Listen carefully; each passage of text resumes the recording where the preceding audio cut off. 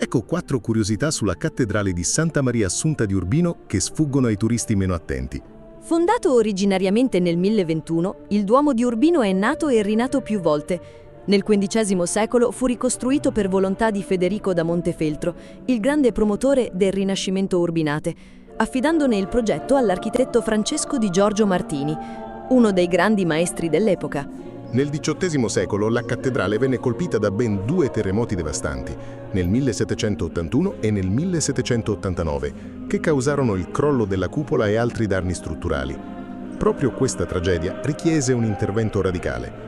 L'attuale aspetto neoclassico si deve all'architetto Giuseppe Valadier, che la ricostruì completamente, lasciando la chiesa maestosa come la ammiriamo oggi.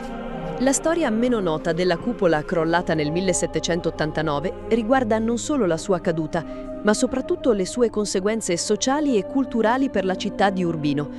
Dopo i 2 potenti terremoti del 1781 e del 1789, la città si trovò davanti a una crisi profonda.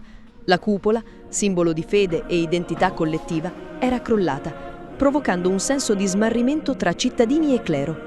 Giuseppe Valadier trasformò poi radicalmente l'interno della cattedrale di Urbino rispetto alla precedente versione rinascimentale, adottando uno stile neoclassico puro e luminoso che segnò una netta rottura con il passato. Mentre il Duomo rinascimentale era dominato da elementi gotici e barocchi con decorazioni ricche e talvolta oscure, Valadier introdusse linee geometriche ordinate, grandi volumi e ambienti bianchi e ariosi, secondo la moda dell'epoca neoclassica.